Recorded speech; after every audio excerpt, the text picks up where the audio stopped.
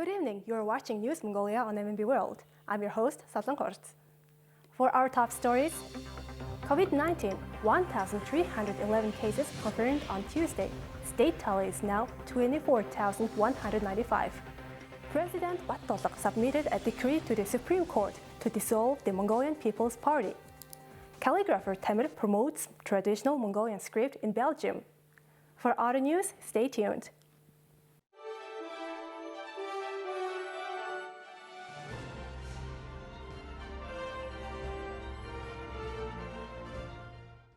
The Ministry of Health reported that 1,311 new cases of COVID-19 have been confirmed, another high daily number for Mongolia. Health experts believe that COVID-19 infections will peak in May.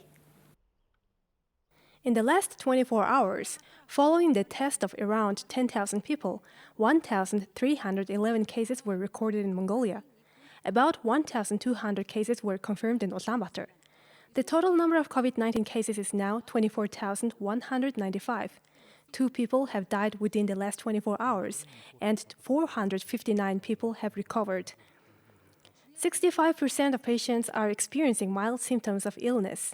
Health officials also note that due to ineffective medical treatment at home, patients are negatively impacting recovery. Currently, the government is focusing on treating COVID-19 patients in designated facilities.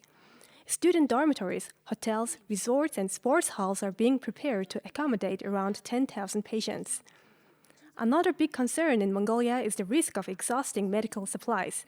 The health minister reported that medical teams are working at full capacity but can't keep up with the rising number of COVID-19 patients.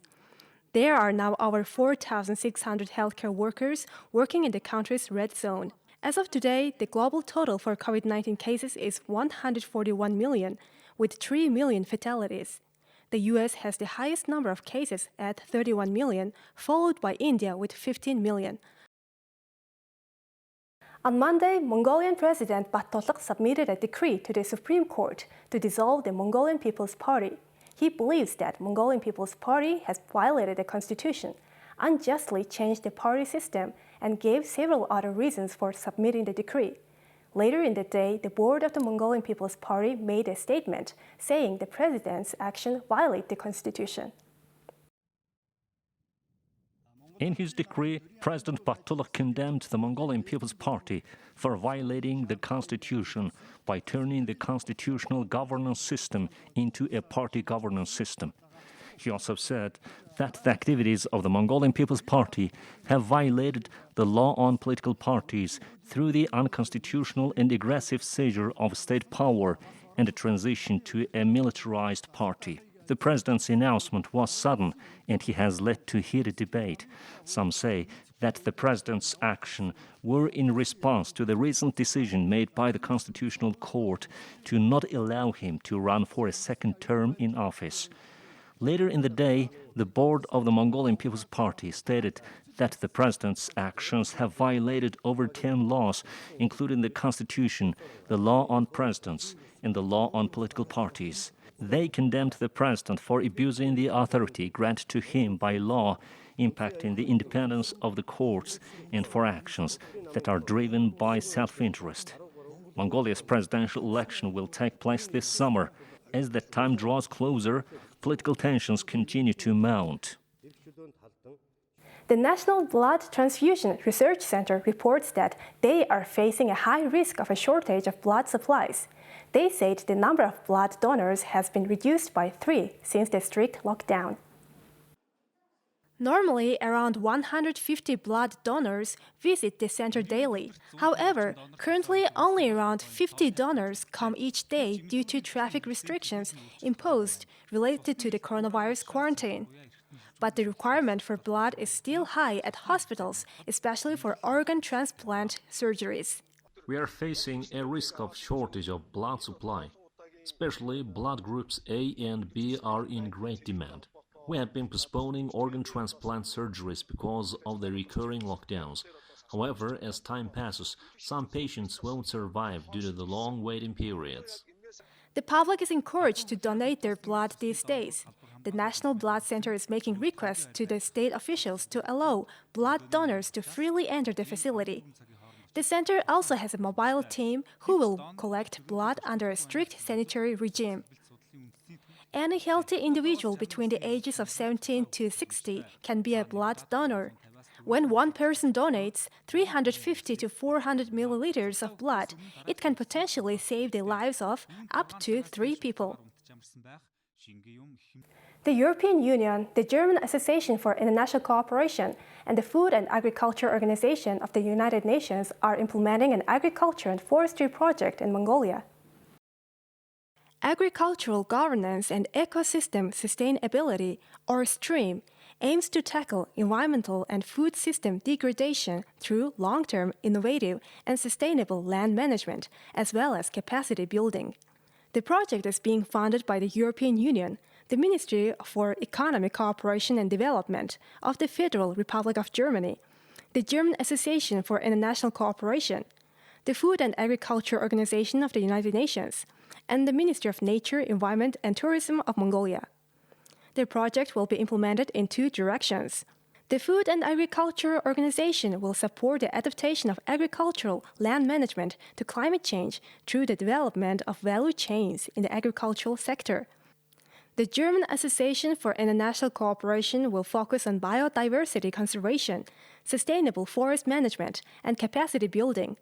The STREAM project will last 3 years, from May 2021 to April 2024, in 3 Soms in Sitling and Hinti provinces.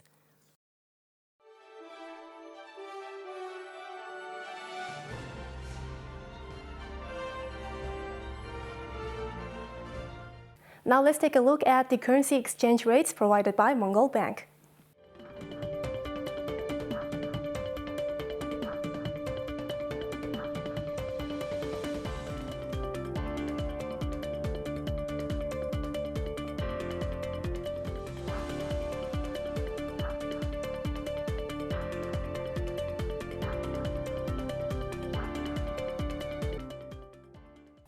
Thank you for staying with us on MNB World. Now let's take a look at Mongolia's current affairs.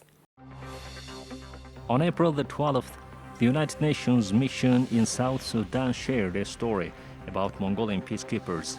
It said, together with local authorities and the South Sudan People's Defense Forces, a group of 19 Mongolian peacekeepers treated and evacuated 27 people who were wounded during a cattle raid attack near Mayam. Local sources claimed at least 19 lives were lost during the attack. Major Tufshinjargal Ertenbilig, one of 2 Mongolian officers commanding the UN troops, said among the 27 wounded people were at least 5 young girls aged between 6 and 16 years, with 2 of them in a critical condition. Most of the injured were women, children, and youth. The United Nations mission in South Sudan has established several temporary operating bases in particularly conflict-prone locations across the country. The presence of peacekeepers in these areas aims to protect civilians by deterring violence. The largest startup competition in the world, Startup World Cup's regional competition, will be held for the first time in Mongolia. The Startup World Cup is regarded as the largest pitch event for startup founders. The Mongolian regional finale will take place on May 7, 2021 in an online format. The main event is organized by international and Mongolian entities, including Exponential Partners and MCS Investment. The regional finalists will receive a prize of $35,000 and gain the mandate to participate in the Startup World Cup Grand Finale, which will take place in San Francisco, USA on the 8th of August. Finalists from over 60 world countries will run for the grand prize. The competition has announced its application process with a deadline of April 19th. Through their social media platform, they are providing necessary information for Mongolian participants. Mongolian calligrapher S.Tamir is promoting traditional Mongolian script in the Kingdom of Belgium. Together with a Japanese artist, he opened an exhibition showcasing the artistic differences between the calligraphy of the 2 nations. This is calligrapher S.Tamir's second exhibition at Otradek Gallery in Brussels, opened at the invitation of the Royal Academy of Arts.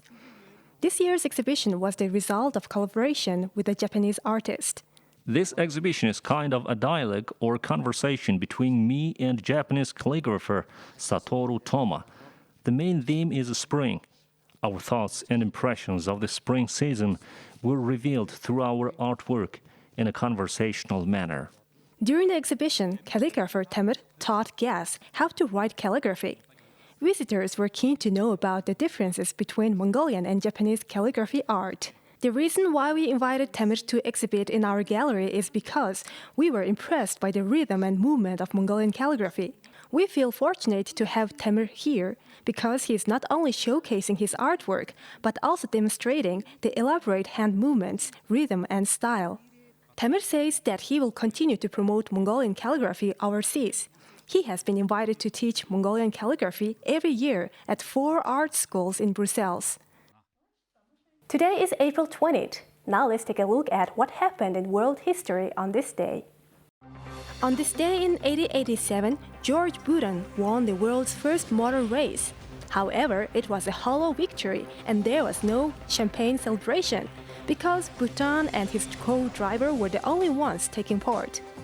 And in fact, it wasn't even a car. It was a steam-powered quadricycle.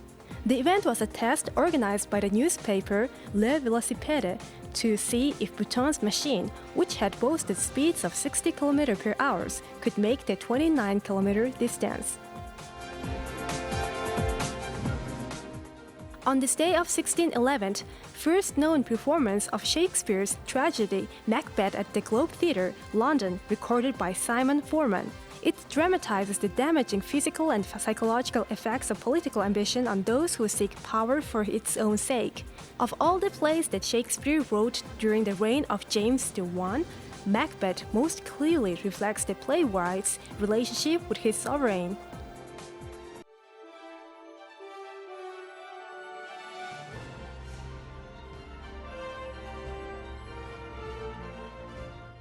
Now let's take a look at the weather forecast for the world's major cities.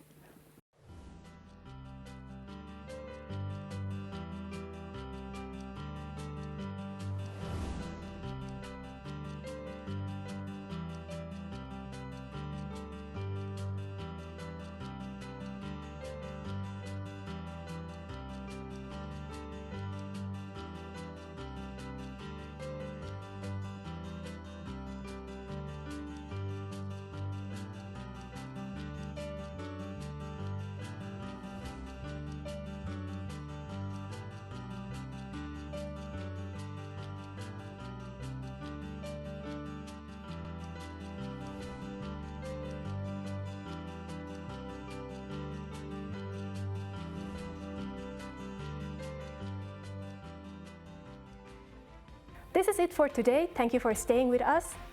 We'll see you tomorrow with more news and updates. Have a nice evening. Goodbye.